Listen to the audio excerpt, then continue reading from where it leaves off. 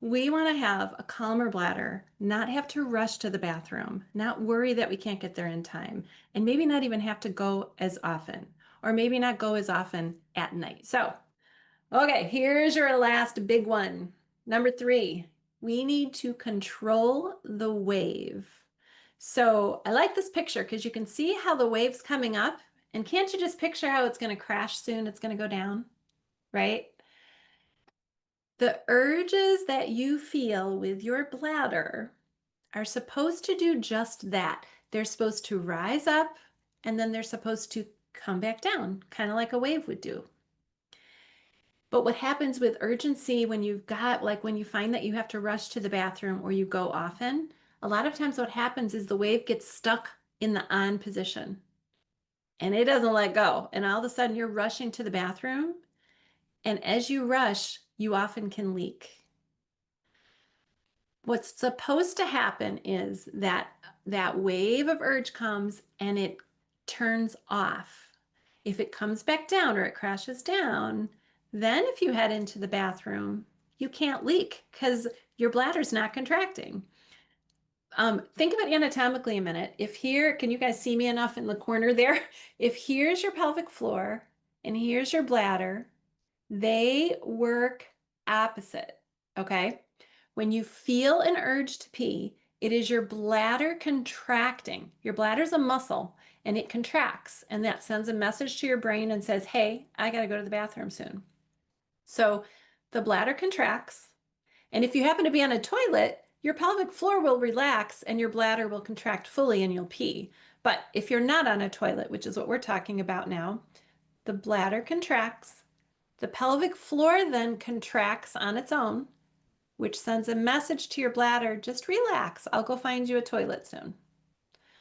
So it turns off. Your pelvic floor can turn off the urge. And that's where your power comes in. That's where your strategy is going to come in. So it's important that these pelvic floor muscles, if they're weak, they get stronger so that their message is louder to the bladder.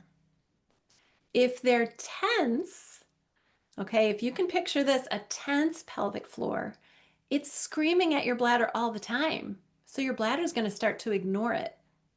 Okay. So now your bladder, your pelvic floor doesn't calm your bladder. It's been screaming so long at it that the bladder's like, forget you, I'm just going to do my own thing. So that's why it's important that if you have a tense pelvic floor, we want to learn how to relax it. All right. So what does all that mean? That's all just so that you understand what I'm about to teach you. The next time you're home, we're going to say do this at home, okay? Because I don't want you to have any kind of accident when you're out and about. But the next time you're home and you feel the urge to pee, what I want you to do is not head to the bathroom. You're actually going to stand still or sit still. Sitting can really help shut off the feeling too. Because your job is to shut the feeling off before you head into the bathroom. So you feel the wave building, you feel like you really got to go. And sometimes that wave is straight up, right? Oh my gosh, I got to go. Stop dead in your tracks. Then you're going to try three things.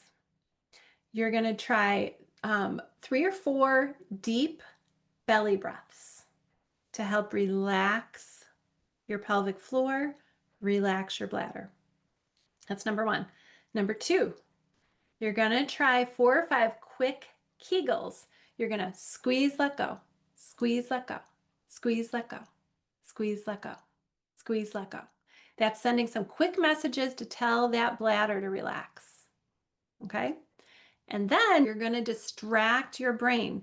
You're going to start counting from 100 backwards by threes or by fours or whatever's difficult for you so that your brain gets pulled way over here into this math problem. And it has to really focus on this problem over here, and then it ignores your bladder. Okay? Those three things should help that wave crash so that now you feel in control again. You don't feel that strong urge, and then you slowly head into the bathroom in control. For some of you, if you've had symptoms for a really long time, you might have to, as you start to head to the bathroom, you might feel that urge build again, and you're going to have to stop again and do those three things and regain control. You have to walk into the bathroom totally in control. No more whipping your clothes off and getting your bottom to the toilet quick. Like that builds into the whole cycle that we're trying to control. So your big job is to be walking into the bathroom with more control. And the other two strategies we talked about, taking away any irritating drinks, helps this. This makes it easier for you. Fixing what's going on with your pelvic floor, whether it's too strong or too weak or too tense, that helps this. Okay.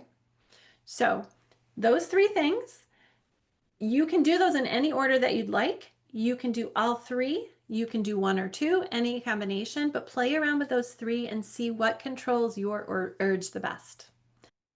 All right.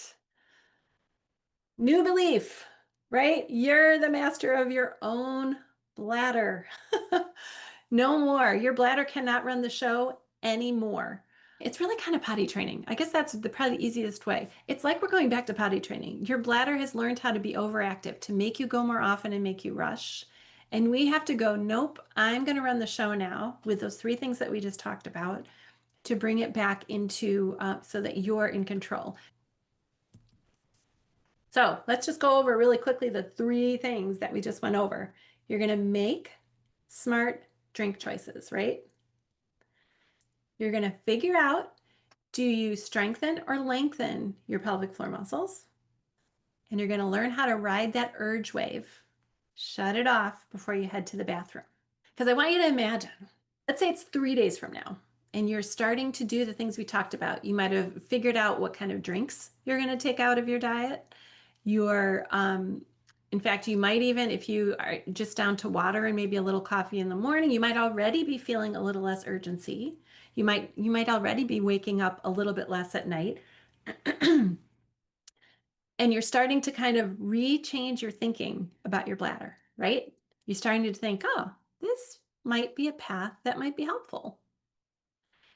And then I want you to think out, jump to 3 months.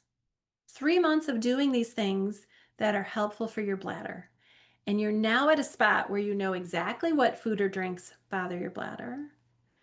You are starting to feel as you go out in public, let's say you go out to dinner and maybe your partner says, hey, do you need to go to the bathroom before we leave? And you're saying, nope, I got this. I'm not going to go just in case. I'm going to make it all the way home.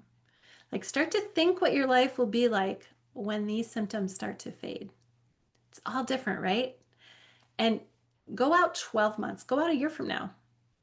And you've had months, months, months of great bladder control. In fact, your bladder isn't even on your mind anymore. It's in the back seat.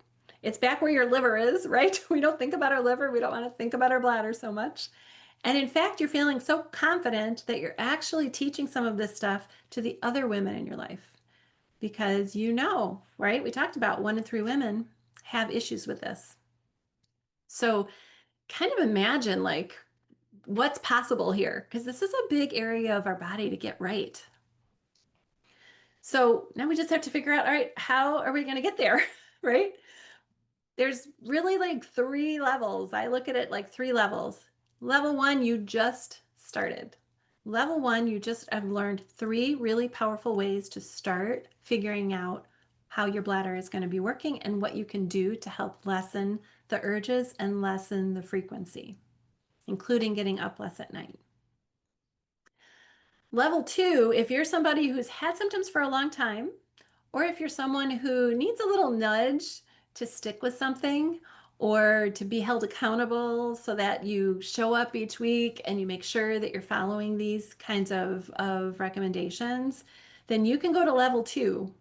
And level 2, usually I tell you it's an online course that I have, but 2 times a year I actually do a live version of this course. So it is an online course, but I'm doing the live version that actually starts Thursday. So if you're somebody who needs some nudging, you can consider that. I'll give you a little more information in just a minute on that. I do it also in the spring too. So if you're just not ready and you want to do it in the spring, we can do it then.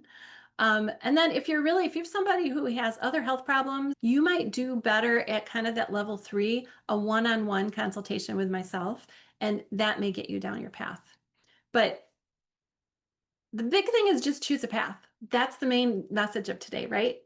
Stop putting up with it because you don't have to. and figure out what kind of assistance do you need. It might be as simple as starting the 3 things that we just talked about today so that you get to a new place. My website and my private practice is called mypelvictherapy.com. If you do /Bladder Reset, you'll find more information there, or you can just scan the code there as well. Yeah, I just encourage you all to take some action today. And if there's anything I can do to help, please reach out. I'm at Angela@mypelvictherapy.com. You can email me anytime. You can go to my website and reach out. You can do a free consultation there. You can click any of the links. It'll bring you to a place to sign up for a free consultation. And I'm happy to help whatever challenges that you're having.